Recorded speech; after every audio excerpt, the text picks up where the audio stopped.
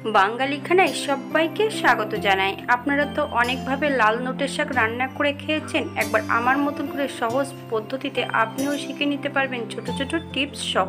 তবে আজকে আমি এখানে লাল নোটের শাক রান্না করেছি মশলা ছাড়া চিংড়ি মাছ দিয়ে।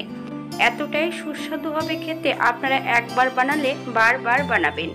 তবে আমার বাড়িতে কিভাবে চিংড়ি মাছ দিয়ে মশলা ছাড়া লাল নোটের শাক রান্না করা হলো, চলুন সেটা একবার দেখে নেওয়া যাক ভিডিওর মাধ্যমে। এই পর্যায়ে 2-8টি নোটের শাক বেশ গুঁড়া কেটে পরিষ্কার করে ধুয়ে রেখেছি। 4 থেকে 5 বারের মতন পরিষ্কার জল দিয়ে ধুয়ে নিতে হবে। যথারীতি এটা বর্ষার শাক, তাই একটু ভালো করে ধুয়ে নিতে হবে। পাতাগুলো বেশ উল্টিয়ে পাল্টিয়ে পরিষ্কার করে নিতে হবে। এখানে আমি বেশ কিছুটা চিংড়ি মাছ রেখেছি। চিংড়ি মাছগুলোর খোসা পরিষ্কার করে নিতে হবে। ভেতরে একটা সুতো থাকে চিংড়ি মাছের, সেটাও কিন্তু পরিষ্কার করে নিতে হবে।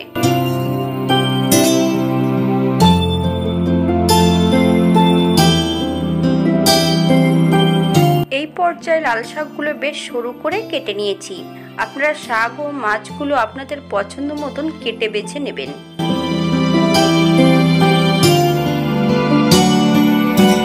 একটা কড়াইতে বেশ কিছুটা সর্ষের তেল অ্যাড করেছি।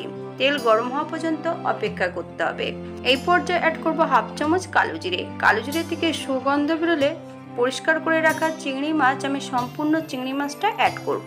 তবে আমি ওখানে অতটা চিংড়ি মাছ অ্যাড করিনি, ওর অর্ধেকটা চিংড়ি মাছ বেশ পরিষ্কার করে আমি রান্নাতে অ্যাড করেছি।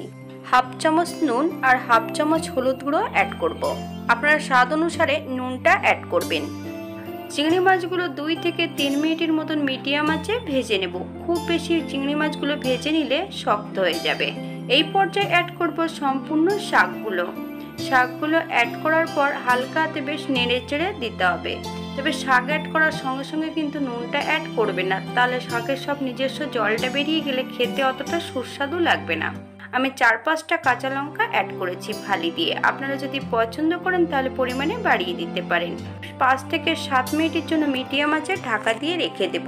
তবে শুধু ঢাকা দিয়ে রেখে দিলে হবে না, মাঝে মাঝে একটু ঢাকা খুলে নেড়ে দিতে হবে।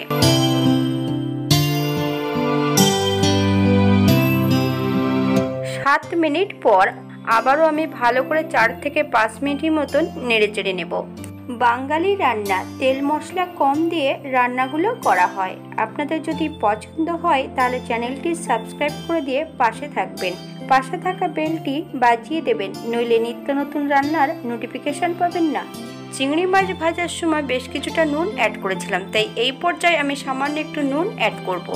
আপনারা স্বাদ অনুসারে নুনটা অ্যাড করবেন। রান্নাতে আর হলুদ গুঁড়ো অ্যাড করব না, কারণ যদি আবার নতুন করে হলুদ গুঁড়ো অ্যাড করা হয় তাহলে লাল শাকগুলো ফ্যাকাশে হয়ে যাবে।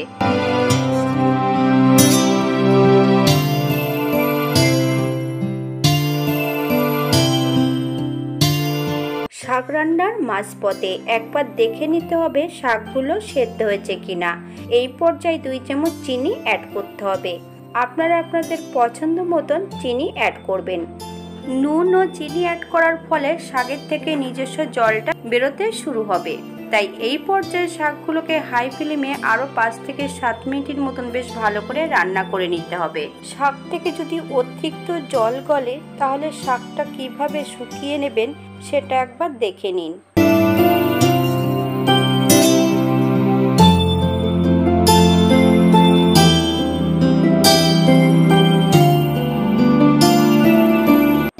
শাক থেকে জল শুকিয়ে গেছে, হালকা হাতে বেশ আর একটু নেড়ে চেড়ে নিতে হবে।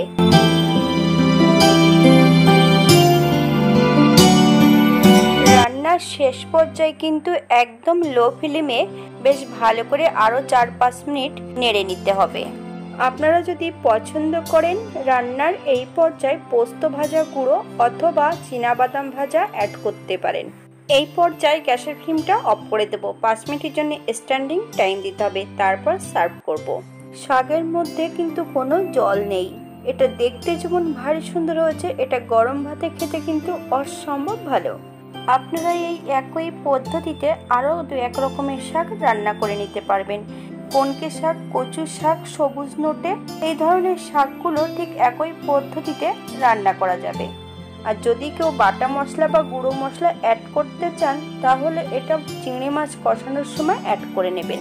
যারা পেঁয়াজ রসুন খাবেন তারা অবশ্যই পেঁয়াজ রসুন অ্যাড করতে পারেন। আজকের ভিডিওটি এই পর্যন্ত। সবাই সুস্থ থাকবেন, ভালো থাকবেন। অন্যদিন নতুন রেসিপি নিয়ে আপনাদের সামনে আবার আমি হাজির হব। নতুন ও পুরনো সকল বন্ধুদের অসংখ্য ধন্যবাদ ভিডিওটি দেখার জন্য।